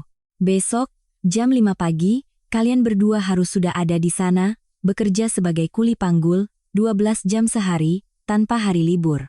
Seluruh gaji bulanan kalian, mandor di sana akan langsung transfer ke rekeningku untuk dipotong utang. Aku hanya akan sisihkan 1 juta rupiah per bulan untuk masing-masing dari kalian untuk bensin dan sarapan. Mendengar kata kuli panggul, wajah Dimas menjadi kelabu seperti abu. Ia yang terbiasa sebagai karyawan kantor yang duduk di ruangan ber AC, kini harus keluar ke gudang mengangkat barang-barang berat di bawah terik matahari, ditambah lagi seluruh gajinya disita, hanya diberi 1 juta sebulan, itu sama saja dengan kerja paksa. Dimas hendak membuka mulut untuk memohon, tetapi melihat tatapan tajamku, kata-kata yang belum sempat keluar harus ditelannya kembali. Ia tahu ia tidak punya hak untuk menawar. Diam dan patuh adalah satu-satunya pilihan jika tidak ingin seluruh keluarga diusir ke jalan. Kedua, aku menoleh pada Bu Sumarti, suaraku semakin dingin. Ibu di rumah bukan untuk jadi ratu yang hanya menunjuk-nunjuk. Mulai sekarang, ibu yang akan mengurus semua pekerjaan rumah, mencuci, dan memasak di rumah ini. Saya mau rumah selalu bersih mengkilap tanpa debu. Pakaian saya harus dicuci dengan tangan dan disetrika licin. Makanan harus siap tepat waktu, hangat, dan sesuai selera saya. Jika saya menemukan rumah kotor atau makanan dingin, saya akan langsung potong dari utang. Artinya, masa kerja paksa kedua putramu akan bertambah bertahun-tahun. Bu Sumarti mendengar itu, tangannya lemas. Seumur hidupnya ia hanya terbiasa menindas menantu, menyuruh menantu melayaninya. Kini keadaan berbalik, ia menjadi pembantu tanpa bayaran. Seorang pembantu tua yang harus hidup dengan melihat raut wajah menantunya. Tapi mengingat utang raksasa, mengingat kelangsungan hidup kedua putranya, ia terpaksa menelan ludah, menghapus air mata, dan mengangguk pasrah. Hari-hari berikutnya bagi mereka benar-benar seperti neraka dunia, tanpa jalan keluar. Tepat jam 5 pagi setiap hari, saat langit masih gelap, Dimas dan Reza sudah harus mendorong motor butut mereka keluar rumah, menempuh puluhan kilometer ke gudang di pinggiran kota. Peti-peti barang yang berat, panasnya gudang, dan bentakan mandor membuat kedua pria pemalas yang penuh harga diri semu itu kehabisan tenaga. Pulang malam hari, tangan mereka melepuh, punggung sakit, tidak bisa berdiri tegak. Nasi pun sulit ditelan. Mereka ambruk kelelahan seperti mayat hidup. Tak ada lagi waktu untuk berkumpul dengan teman, tak ada lagi uang untuk berjudi. Mereka terkurung dalam hukuman kerja paksa yang telah kubuat. Di rumah, kehidupan Bu Sumarti tak kalah tragis. Rumah yang luas itu kini ia bersihkan seorang diri. Aku sengaja membeli karpet-karpet bulu mahal, memintanya membersihkannya setiap hari dengan penyedot debu dan sikat khusus. Pakaian-pakaian bermerekku yang mahal, ia harus cuci dengan hati-hati menggunakan sabun impor. Salah sedikit, aku akan menyuruhnya mengganti rugi puluhan juta. Keheningan menyelimuti rumah setiap kali aku muncul. Ia berjalan dengan sangat pelan, melakukan apapun harus sambil melirik ekspresiku. Penyiksaan psikologis paling mengerikan yang kuberikan pada mereka adalah diskriminasi yang sangat kejam dalam setiap jamuan makan. Dulu, saat aku harus menyerahkan gaji, Bu Sumarti selalu membeli makanan ternak untuk Dimas dan Reza. Sementara aku hanya diberi sisa daging dan sayur rebus hambar. Sekarang, aku membalikkan keadaan. Aku memesan bahan makanan paling premium. Saat makan malam di meja makan yang besar, aku duduk di kursi utama. Di hadapanku ada hidangan abalon, steak wagyu, lobster thermidor, dan segelas anggur merah premium. Sementara itu, di ujung meja, Dimas, Reza, dan Bu Sumarti hanya diizinkan makan sepiring kangkung tumis, semangkuk sayur bening, dan beberapa potong ikan asin yang harus dihitung dengan cermat oleh Bu Sumarti dari uang belanja minim yang kuberikan setiap hari. Aroma steak premium dan makanan laut mahal tercium oleh 3 orang yang kelaparan setelah seharian bekerja keras. Reza menelan ludah, matanya yang rakus terpaku pada piring lobsterku.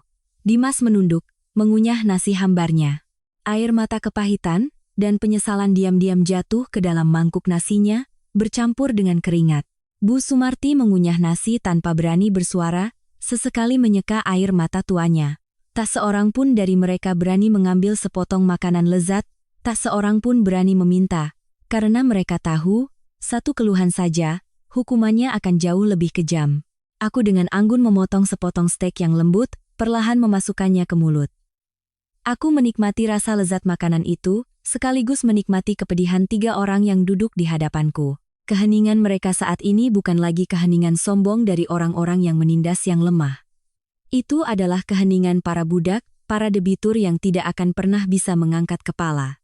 Aku menyesap anggur, lalu berdeham.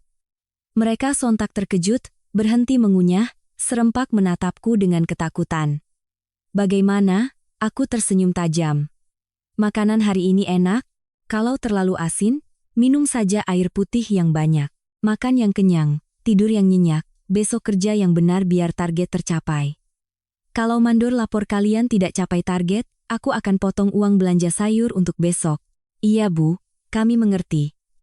Makanan ini sangat enak, jawab Bu Sumarti buru-buru, mencoba tersenyum menjilat yang terlihat sangat menyedihkan dan kaku. Melihat 3 orang yang lemah dan hina itu menunduk di hadapanku, aku merasakan kepuasan yang luar biasa. Kekuatan sejati bukanlah menggunakan kekerasan fisik, melainkan menggunakan kecerdasan dan keuangan untuk mencekik kehendak musuh. Aku telah berhasil mengubah keluarga yang sombong dan serakah ini menjadi mesin penghasil uang untukku. Aku tidak memukul mereka, tidak memaki mereka dengan kata-kata kasar seperti yang mereka lakukan padaku. Aku hanya menggunakan angka-angka di kontrak, menggunakan aturan baja untuk mengurung mereka dalam sangkar tak terlihat. Mereka masih hidup, tetapi hidup mereka sekarang lebih menyakitkan dan menyesakkan daripada kematian.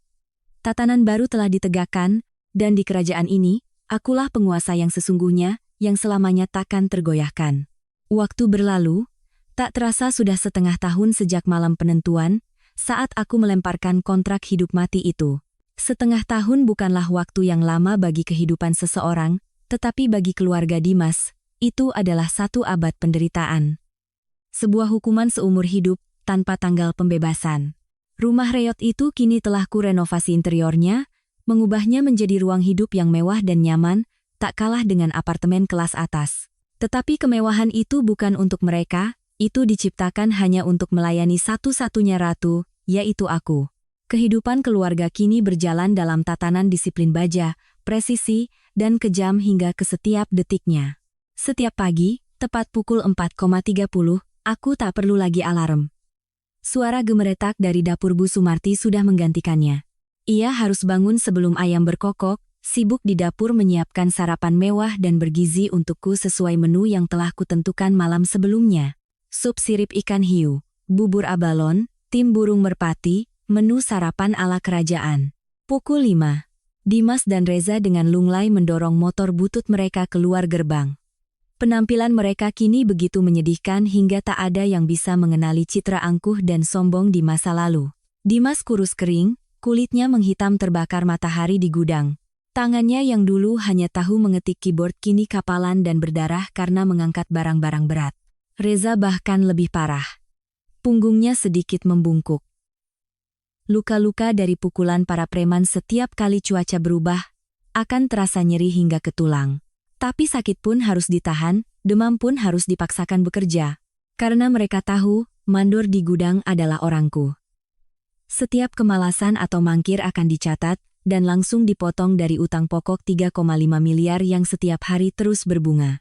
Setiap kali melihatku turun dari lantai atas dengan piyama sutra lembut, Dimas hanya bisa menunduk, tak berani menatap.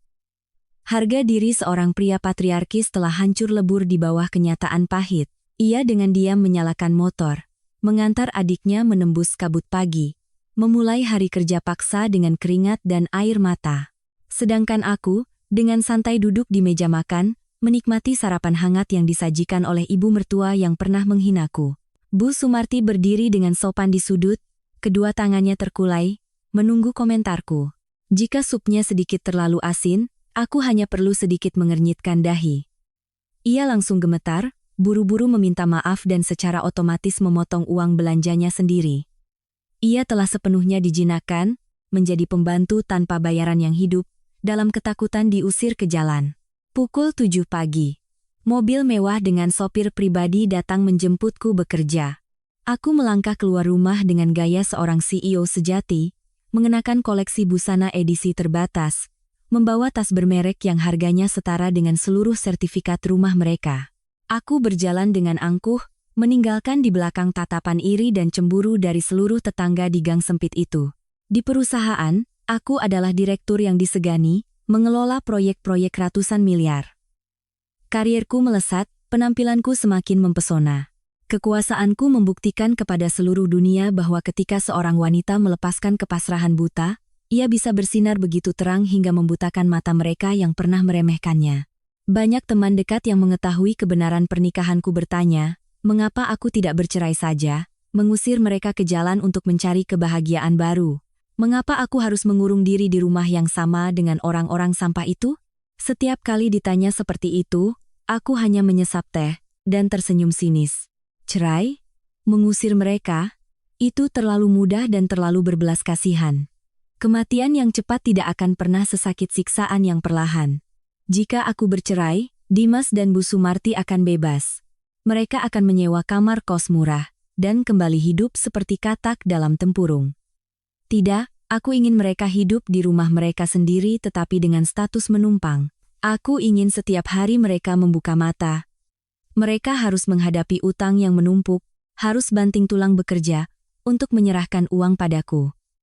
Aku menggunakan kontrak hipotek itu sebagai jerat, yang mengikat erat leher mereka, membuat mereka menjadi budak pembayar utangku seumur hidup. Itulah pembalasan yang paling kejam dan cerdas. Keheningan di rumah setiap malam adalah bukti paling nyata dari penjara psikologis yang telah kuciptakan.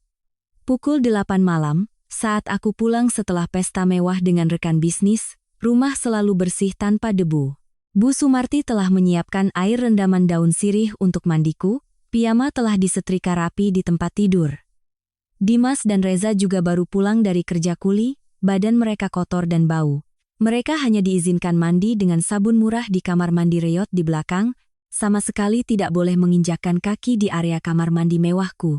Makan malam disajikan, perbedaan kelas semakin kentara.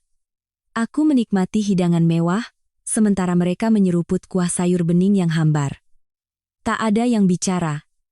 Keheningan mencekam menyelimuti. Mereka terlalu lelah untuk berdebat, terlalu hina untuk melawan. Puncak kehancuran psikologis mereka terjadi pada suatu malam di akhir tahun, saat udara dingin menusuk tulang. Dimas masuk ke kamarku, wajahnya kuyu dan menyedihkan.